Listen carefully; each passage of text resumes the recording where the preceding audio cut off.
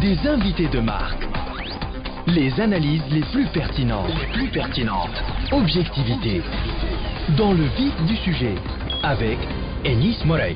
8h passées de 4 minutes sur les ondes RTCI. Mesdames, Mesdemoiselles, Messieurs, bonjour. Nous allons, avec nos invités, ce matin aborder deux thèmes. L'un d'ordre économique et entrée au classement de la Tunisie dans le fameux Doing Business 2019.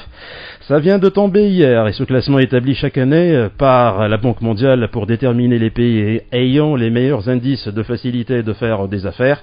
La Tunisie a réalisé un bond de 8 places en 2018 pour se classer au 80e rang mondial. Plus de précisions seront données avec l'universitaire et directeur exécutif de l'Institut arabe des chefs d'entreprise, Simajdi Hassan, présent ce matin avec nous. Simajdi, bonjour, merci d'avoir accepté l'invitation d'RTCI. Bonjour et merci pour l'invitation. Ensuite, nous allons discuter des structures représentatives des Tunisiens résidant à l'étranger à l'occasion de la promulgation d'un décret gouvernemental le 30 octobre dernier prévoyant les structures qui vont siéger dans le très attendu Conseil national des TRE, une diaspora tant sollicitée pour faire entrer des devises, mais ô combien délaissée lorsqu'il s'agit de satisfaire leurs revendications. Ravi de discuter du sujet avec le député à l'Assemblée des représentants du peuple, c'est Abdelraouf Elmaï. Bonjour. Bonjour Anis, bonjour aux chers auditeurs et merci pour l'invitation. Merci infiniment, cher monsieur. Donc, Majdi Hassan, je commence volontiers avec vous. Doing Business, une avancée, je vais pas dire spectaculaire, mais c'est une avancée quand même qui a été faite suite à certaines réformes engagées aussi bien par le gouvernement que par ses démembrements. Avant peut-être de parler dans les détails de ce qui a marché, de ce qui n'a pas marché, parce qu'il y a des choses qui n'ont pas fonctionné aussi. Une première impression par rapport donc à cette avancée de 8 places et peut-être même l'importance de Doing Business auprès des investisseurs donc potentiels qui souhaitent investir dans le monde. Doing Business, c'est l'indicateur de la Banque mondiale qui mesure l'environnement d'affaires. C'est un indicateur qui évalue l'environnement d'affaires dans plus de 190 pays. Et ça permet aussi de faire une comparaison entre l'environnement d'affaires et surtout la volonté de chaque pays d'améliorer son environnement. L'important aussi de Doing Business, c'est que par exemple, lorsqu'on a vu 2 semaines avant maintenant le classement du World Economic Forum, d'autres classements, Davos, même le classement de Transparency International et d'autres de l'indice de liberté économique, ils prennent aussi en considération dans leur calcul donc des éléments de Doing Business. Donc, si on fait des choses dans Doing Business, ça va avoir un effet sur nos classements, sur nos différents classements. Donc, on peut voir la partie pleine du verre ou bien la partie vide du verre. C'est vrai qu'on a réussi à avoir 8 places, c'est une bonne chose, et ça c'est dû parce que pour cette année, il y avait une volonté politique pour améliorer l'environnement d'affaires. Il y avait il y avait 4 ou 5 conseils ministériels restreints pour prendre des décisions qui concernent l'environnement d'affaires. Mais il ne faut pas oublier que en 2017, nous avons perdu 11 places. Donc ça veut dire cette année aussi, le Maroc il a gagné 9. D'accord. Donc le Maroc, par exemple, ils ont mis un objectif national qui est déclaré que d'ici 2021, ils seront à la 50e place. Donc, et chaque année, donc, ils essayent d'augmenter dans leur rang. Ils sont maintenant 60, donc il leur manque 10 places. La 50e place, c'est une place qui est symbolique parce que c'est pratiquement la Tunisie. On a été à la 55e place en 2010. Et normalement, l'objectif de la Tunisie, ça a été d'être parmi les 50 premiers dans le monde. Donc, ce sont les pays qui sont les business friendly. Donc, c'est peut-être pas objet d'euphorie, hein, il faut le dire, hein, bien évidemment, quoique nous nous réjouissons de cette avancée-là. Mais ce qui est peut-être intéressant à apprécier, c'est le potentiel qu'il y a, Majdi Hassan. C'est-à-dire, sur cette lancée-là, c'est une dynamique, c'est une synergie, si j'ose m'exprimer ainsi. Et à travers cette synergie-là, peut-être que les choses vont continuer à s'améliorer. C'est ce que, du moins, nous espérons, donc finalement, parce que, vous l'avez dit, nous avons perdu 11 places en 2017, nous avons gagné 8 places, donc finalement, en 2 ans, nous avons gagné une vingtaine de places, j'imagine, c'est ça. Donc, nous avons perdu, nous avons gagné, donc c'est à peu près une vingtaine de places. Oui, nous avons perdu 11, nous avons gagné 8. Plutôt, c'est 3. C'est 3. Ouais. Oui. Moi, j'ai fait l'inverse le Ouais. matin. Voilà. Justement, sur certaines, peut-être, si on va un peu en profondeur pour essayer de disséquer un peu, parce que je l'ai dit tout à l'heure, Doing Business, c'est un indicateur analytique, donc qui est composé de plusieurs paramètres, donc pour faire du business, donc Doing Business, pour faire du business. Si on essaie peut-être de dire sur quels aspects nous avons le mieux avancé. Justement, c'est que il faudrait continuer à travailler sur Doing Business, parce que disons que j'aime pas le terme quick win, mais disons que ce qui a été fait pendant cette année, c'est les quick wins. Donc c'est des choses qui ont pu être faites juste par une réorganisation au niveau de l'administration. Pour tout ce qui est changement et amendement qui devraient être faits au niveau de la réglementation tunisienne, ce sont des choses qui prennent plus de temps, et on espère que le travail continue, et surtout que au niveau de l'Assemblée nationale, que ce soit parmi les réformes urgentes, et que ne soit pas pour l'année prochaine, donc une année voilà, c'est un clin d'œil à Abdel Foulmaï, d'avant élection, et qu'on oublie qu'il y aura plusieurs réformes qui devraient être passées. Non, j'ai beaucoup à en redire, d'autant plus que je peux abonder dans le sens de... Oui. Majdi Hassan. C'est Majdi, bien sûr. Oui, voilà. Donc, continuons, si vous permettez, après... Donc, si on voit, par exemple, c'est juste pour montrer combien c'est pertinent. Si un pays fait une réforme, ça a un impact direct. Si on voit quel est l'élément clé qui nous a permis de faire ce changement, on a gagné sur plusieurs points, mais le point de création d'entreprise, on a été classé centième, donc à la 100e place au niveau international. Maintenant, nous sommes classés 63. D'accord. C'est juste, on a gagné 37 places, on a gagné 5 points dans l'indicateur, parce qu'on a uniquement changé au niveau du guichet unique de l'API. Au lieu d'avoir un guichet unique, on a mis en place le système d'interlocuteur unique. Ça nous a permis de réduire le nombre de jours, et ça nous a permis de réduire le nombre de procédures. Et c'est tout simplement, donc dans le calcul, ça nous a permis de faire un saut qualitatif. Donc si on continue par exemple au niveau de l'interlocuteur unique d'améliorer, d'essayer de réduire de plus en plus le nombre de procédures, d'améliorer les délais, ça nous fait qu'on pourra s'améliorer et atteindre des places assez importantes. Donc création d'entreprise, c'est l'ascension la plus fulgurante dans ce classement-là. Absolument. Les autres, Majdi Hassan, quels sont d'abord, mis à part donc la création d'entreprise, quels sont les autres critères? Pour l'obtention d'un permis de construire, nous sommes classés à la 77e place. Avant, nous avons été classés à la 95e place. D'accord. Donc, mais il faudrait rappeler qu'en 2017, on a été classé 59. Donc, et ça, c'est parce qu'il faudrait améliorer les délais et réduire le nombre de procédures et des étapes pour l'obtention d'un permis de construire en Tunisie. Et ça, c'est parmi les chantiers qui devraient être ouverts.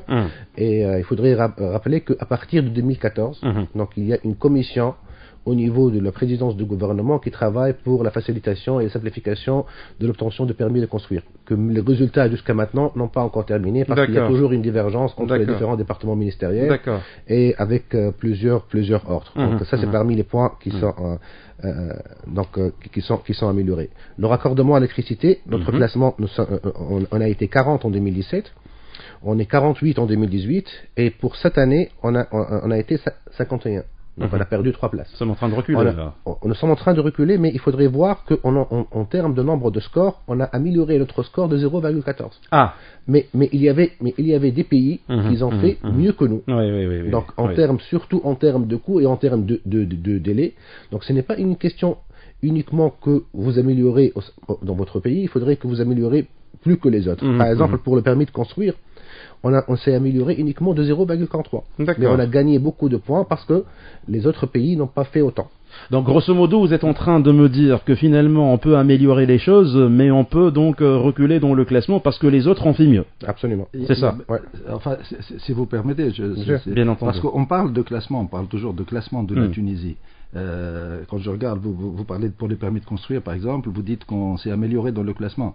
La vraie question ici, c'est qu'est-ce qui a été, c'est ce que vous êtes en train de soulever, qu'est-ce qui a été amélioré exactement, quelles sont les procédures, parce qu'on peut avancer dans le classement parce que les autres sont en train de reculer tout simplement. Aussi. Et nous on fait du surplace. Aussi. Donc ça c'est important. Donc il faut voir par exemple pour le transfert de propriété. Pour le transfert de propriété, nous sommes classés 87 maintenant, et avant on a été classé 93. D'accord. Donc on a fait un saut. Mais lorsqu'on regarde les détails, par rapport, et les gens se disent, mais on n'a rien vu dans la réalité. Oui. Parce que les délais, ils sont restés les mêmes. Oui. Les coûts sont restés les mêmes. Et pourquoi on s'est amélioré? Oui. Parce qu'il y a aussi une autre composante au niveau de Doing Business, c'est l'indice de la qualité de l'administration foncière. Que l'administration foncière tunisienne, surtout pour le Grand Tunis, ils ont amélioré donc leur capacité de mettre d'administration électronique et surtout et aussi des détails techniques pour que tout ce qui est les plans cadastres qu'ils soient scannés, etc. et numérisés. Et ça a permis d'améliorer un indice de qualité. Oui. Donc il faudrait toujours trouver quels sont les éléments importants. J'essaie de dire aussi que ce classement nous a permis, Doing Business 2019 pour l'année 2018 bien entendu, donc nous a permis également d'être dans le top 5, donc africain et arabe. Donc on était sorti donc auparavant, mais là nous intégrons donc le top 5 africain et arabe. Je ne sais pas qu'est-ce que cela vaut, mais c'est toujours réjouissant d'être dans 5e place. Les choses qui dérangent qui sont désolants pour nous, c'est que lorsqu'on voit par exemple les paiements des taxes et impôts. Les paiements des taxes et impôts, on a été en 2017 à 106, on sommes descendus à 140 en 2018 et nous sommes remontés à 133. Donc pour la Tunisie, lorsqu'on a en termes de paiement des impôts et taxes, qu'on n'a pas de paiement électronique au niveau des recettes, que par exemple au niveau de la restitution de la TVA ou bien du surplus, donc toute la lenteur qui existe au niveau de l'administration tunisienne. Donc ça c'est parmi les points qui sont délicats. Majd Hassan, est-ce qu'on parle du recouvrement, est-ce qu'on parle de la digitalisation ou est-ce qu'on parle de la pression fiscale par rapport à cette appréciation-là? C'est dans l'indice, dans cet élément qui est le paiement des taxes et impôts, il y a plus de 9 éléments qui rentrent en jeu. Donc il y a la pression, il y a aussi les délais, surtout pour la restitution de la TVA, il y a aussi le mode de paiement, donc il y a aussi en termes de délai. Donc tous ces éléments-là rentrent en jeu, et ça c'est parmi les points qui ne peuvent être améliorés que lorsqu'on passe des éléments concrets au niveau de la réforme fiscale. Donc nous sommes un peu déçus que de voir qu'il n'y avait pas d'éléments dans la loi de finances actuelle qui permettrait d'améliorer notre classement l'année prochaine. D'accord. Donc ça c'est un appel qu'on lance, c'est qu'il faudrait avoir à mettre à disposition dans la prochaine loi de finances pour au moins améliorer notre classement pour l'année prochaine. Parce que commencer pour tout ce qui est fiscalité, ça doit passer par une loi. Donc si on n'améliore pas notre classement, on ne profite pas du passage de la loi de finances pour mettre des éléments qui peuvent nous permettre de s'améliorer, donc on va rester une année de plus sans pouvoir améliorer notre classement pour le paiement des impôts et taxes. Le marché du travail, est-ce qu'il y est indiqué ce marché du travail? Le marché du travail, c'est un élément qui est fait par le Doing Business, mais il est fait à part, donc il ne rentre pas dans le calcul, et le classement pour 2019 n'a pas encore été mais l'élément qui est vraiment inquiétant pour nous. Et ça, c'est un élément qui est important. C'est principalement le commerce transfrontalier. Donc, c'est principalement le port de Radès et l'efficacité du port de Radès. Donc, on a été en 2017 106. Maintenant, nous sommes à 140. 140. Et le commerce transfrontalier maintenant. Donc, on a été à 140, maintenant à 101. Donc, on a perdu en termes de commerce transfrontalier. Et l'élément aussi qui est difficile pour nous, pour tout ce qui est l'efficacité de la justice tunisienne, surtout sur le plan économique. Lorsqu'on voit sur tout ce qui est exécution de contrat, c'est-à-dire lorsque vous allez recouvrir donc une créance qui est matérialisée par un contrat, ou bien que lorsque vous avez un règlement de l'insolvabilité. Donc nous avons perdu 4 places pour ces éléments-là, et ça c'est parce que les services qui sont au niveau des tribunaux tunisiens ne sont pas assez efficaces et ne permettent pas donc de préserver les intérêts des entreprises. Donc, voilà. Donc Majd Hassan, pour terminer avec ce Doing Business, si je vous dis quelles sont peut-être les améliorations entre guillemets guillemets facile à faire pour essayer peut-être de grignoter encore donc des places pour l'année prochaine. Qu'est-ce qu'il faut faire réellement? Parce que vous l'avez dit à l'entame de votre introduction, donc vous avez dit qu'il y a des réformes à faire, et là les réformes ne donnent leurs fruits sur doing business ou autre que sur des années. Mais sur le quick win, ce que vous avez dit tout à l'heure, quelles sont les réformettes, on va dire, ou peut-être les mesures qu'on pourrait prendre aussitôt, donc pour essayer peut-être de faire mieux en 2019? On a fait un travail sur ces éléments-là, et on a dénombré plus de 42 quick wins qui peuvent être faites. Par exemple, pour tout ce qui est exécution de contrat ou bien règlement de l'insolvabilité. Donc pour améliorer l'indice de la qualité des tribunaux tunisiens. Il y a juste, par exemple, je vous donne juste un petit exemple, un titre d'exemple, c'est par exemple l'affectation des dossiers au niveau des juges. Donc si vous avez par exemple un système d'affectation qui est aléatoire, qui est automatique, vous gagnez un point. D'accord. C'est ce qui fait que vous gagnez dans pour le la transparence donc.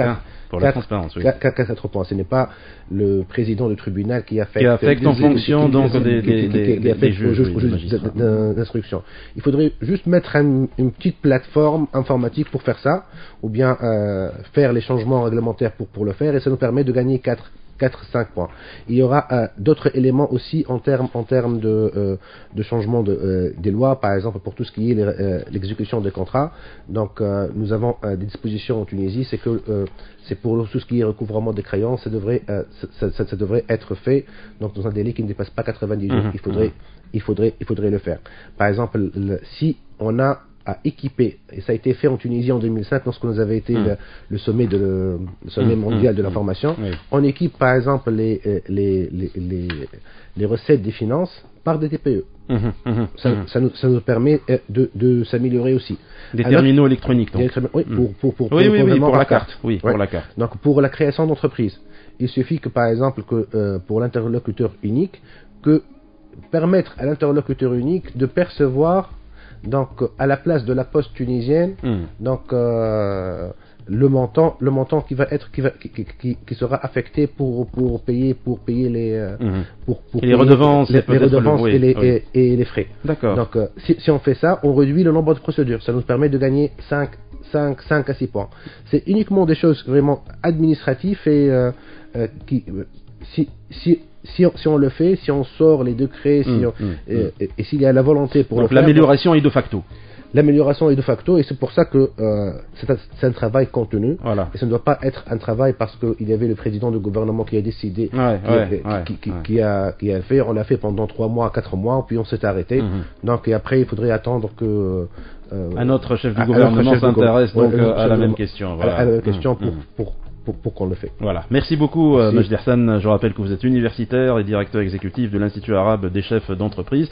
Doing business, donc la Tunisie gagne 8 places. Certains aspects ont été améliorés, d'autres donc ont reculé, mais bien évidemment, croisons les doigts pour la Tunisie pour que l'année prochaine, les choses s'améliorent. Merci beaucoup, Majdi Hassan. Dans le vif du sujet, avec Enis Morey. Deuxième sujet, c'est les salutations, salutations Majdi Hassan et Abdelraouf El-Maï. Alors, on va discuter des structures représentatives des Tunisiens résidant à l'étranger à l'occasion de la promulgation d'un décret gouvernemental le 30 octobre dernier prévoyant les structures qui vont siéger dans le très attendu Conseil national des TRE. Une diaspora tant sollicitée pour faire entrer des devises, mais ô combien délaissée lorsqu'il s'agit de satisfaire leurs revendications. Ravi de discuter ce matin du sujet avec le député à l'Assemblée des représentants du peuple, c'est Abdelraouf El-Maï. Bonjour. Bonjour. Encore une fois. Voilà, alors vous avez été euphorique à la promulgation de ce décret gouvernemental, et je comprends tout à fait parce que vous-même vous êtes élu sur une circonscription donc à l'étranger. Vous représentez, vous êtes l'un des 18 représentants des Tunisiens résidant à l'étranger, il faut le rappeler, à l'Assemblée des représentants du peuple. Alors aujourd'hui, pourquoi ce texte-là est si important pour les Tunisiens que nous sommes, mais pour les TRE également donc qui nous regardent et qui ont leur port d'attache en Tunisie? Merci d'en parler, merci de le soulever. L'euphorie, oui, elle est passée, mais il faut rappeler que l'euphorie, c'était en 2016, parce que la loi, nous l'avions votée en 2016. Elle a pris son temps pour être mise en place, mais elle est là, et c'est sûr, en tant que Tunisien résident à l'étranger, on peut en être content et fier. Il faut toujours rappeler que ce conseil, il a un but, il a une structure d'avis, donc il permet. Il est consultatif. Il est consultatif, mais c'est une consultation qui est obligatoire. D'où l'intérêt. On peut, même en tant que Tunisien de l'étranger, quand on a discuté avec les associations au cours des différentes réunions, il y a eu des critiques, il y a même des critiques. Et moi, ce que je dis toujours, c'est qu'une loi, elle est faite pour être amendée. Une loi n'est jamais parfaite, mais c'est sûr que, comme tu le dis si bien, aujourd'hui, nous sommes très heureux que finalement, il y a ce décret gouvernemental qui est en train de mettre en place, de fixer comment nous allons choisir les associations, comment ce conseil va être installé, les participants, tout ça, c'est régi par ce décret. Pourquoi ça a pris tant de temps, Abdelrahmane? C'est pas moi qu'il faut poser la question. Non, mais vous êtes dans les secrets des dieux par rapport à cette question-là. Vous savez, nous avons aussi un rôle de législateur, mais nous avons un rôle de représenter aussi, d'être à l'écoute de notre communauté, et nous avons aussi un rôle de contrôle du travail gouvernemental. Vous pouvez, je ne parle pas de moi-même, mais vous pouvez vérifier au niveau de toutes les interventions au niveau de l'Assemblée. Pendant les 2 dernières années, nous n'avons jamais cessé de rappeler que ça a pris du temps, qu'il fallait mettre en place. Bon, il y a eu des changements au niveau du gouvernement, il y avait des changements au niveau des responsabilités. Peut-être aussi qu'au niveau il n'y avait pas unanimité au niveau de comment on allait implémenter. On va dire que l'essentiel, c'est qu'aujourd'hui, c'est là. Et ce qu'on va dire aussi, c'est que ça peut encore être amélioré, parce que là, je remercie toutes les associations qui ont participé dans les débats, etc., pour mettre en place. Je sais qu'il y a beaucoup de points qui restent en suspens, c'est-à-dire il y a des manquements, il y a les problèmes, par exemple, qui ont été soulevés. Donc la participation, par exemple, des 18 élus de l'ARP, on en a débattu, c'est là, la répartition géographique. Là aussi, on a eu beaucoup de remarques. Pourquoi elles ne respectent pas exactement la répartition au niveau des circonscriptions électorales. D'accord. Mais il y a eu des explications à ça. Oui. Là, il y a certains membres qui sont désignés, qui viennent par désignation. Escalité, donc. Pardon ? Escalité, absolument. Et ça, ceux-là, ils sont désignés. Mais ce qu'il faut se dire, c'est qu'aujourd'hui, nous allons avoir un conseil qui est composé d'une 49 exactement de membres, dont 18, on peut le reprocher, parce que beaucoup ont dit, on a joué sur le buzz à ce moment-là, on disait, les députés, les élus veulent absolument faire partie. Eh ben, là, nous sommes, comme disait tout à l'heure votre invité, nous sommes dans une année électorale. Le temps que tout cela soit mis en place, les actuels élus seront loin. En tout cas, en ce qui me concerne, parce que je me représente. Mais c'est là. Et au niveau des choix de vos élus, aussi, cette fois-ci, vous pouvez prendre en considération que ces élus vont siéger dans ce conseil. Donc, faites votre choix pour avoir un conseil qui soit très représentatif. Pour aller dans le vif du sujet, c'est Abdelrahmane, cette représentativité, donc bien évidemment, elle a été décriée, on comprend tout à fait. Donc pour siéger, il y a eu pas mal. Il y a eu des remarques. Oui, il y a des arbitrages à faire aussi. Il y a des arbitrages à faire. Et aujourd'hui, si je vous dis donc quels sont les teneurs de ce décret gouvernemental par rapport donc à cette commission donc de suffrage, par rapport à la représentativité, par rapport aux escalités, par rapport disons-le ouvertement, par rapport aux tendances politiques. Aussi. On avait peur.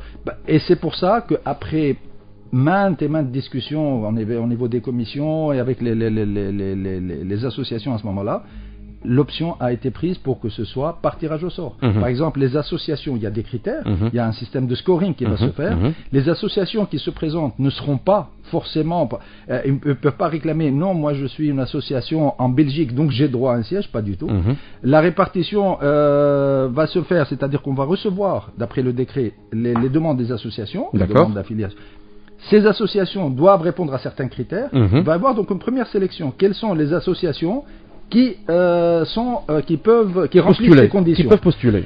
Une fois il y a la répartition géographique. Par exemple, je prends un exemple, pour la France, par exemple, il y aura 6 associations. D'accord. Et on aura présent 20 associations dont 12 seront retenus. Parmi les 12, ce sera par tirage au sort. Donc on ne peut pas dire que c'est par qu'il y aura des Est-ce que les associations aujourd'hui acceptent cette règle du jeu? Non, mais je te dis, Anis, on peut faire des reproches. Oui. Une loi n'est jamais parfaite. Oui. Il y a des lacunes. Elles peuvent être modifiées par la suite. Il y en a qui, il y a pas mal d'associations, des amis que je connais au niveau des associations qui refusent ce tirage au sort. Il y en a qui le soutiennent parce qu'ils disent au moins.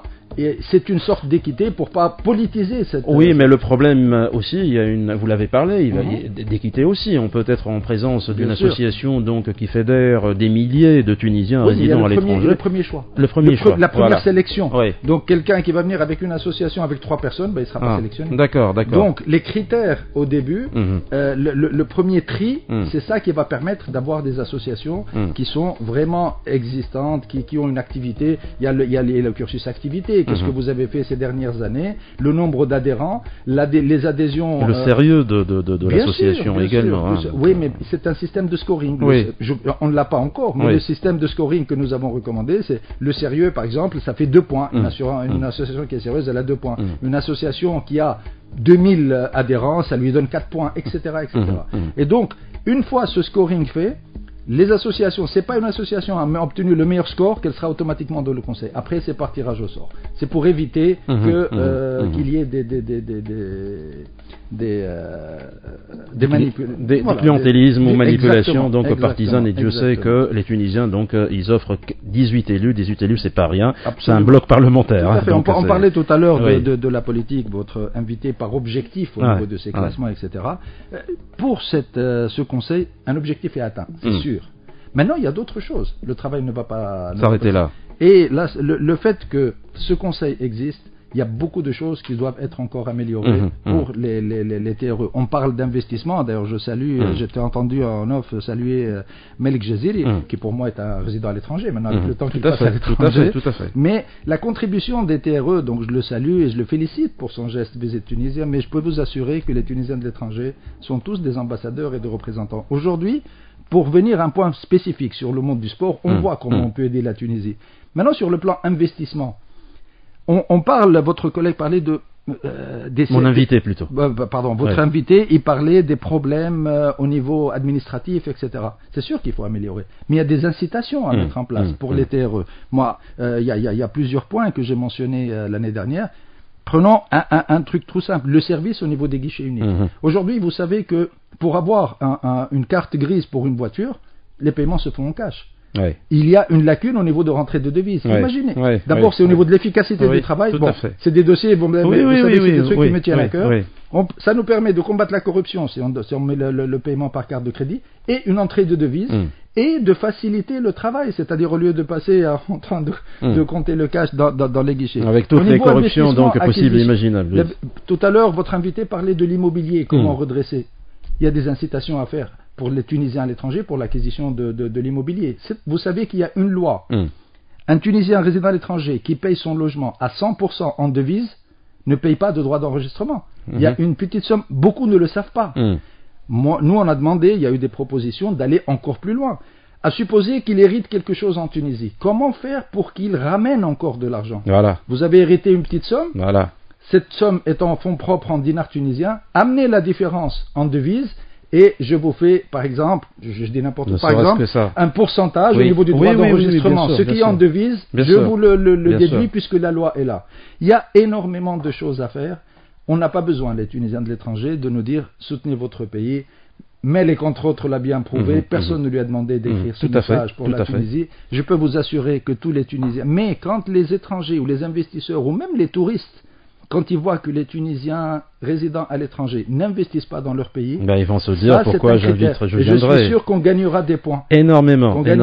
Et il faut voir un peu aussi ce que font des pays comme le Liban ou comme l'Inde ou comme la Chine pour leur diaspora.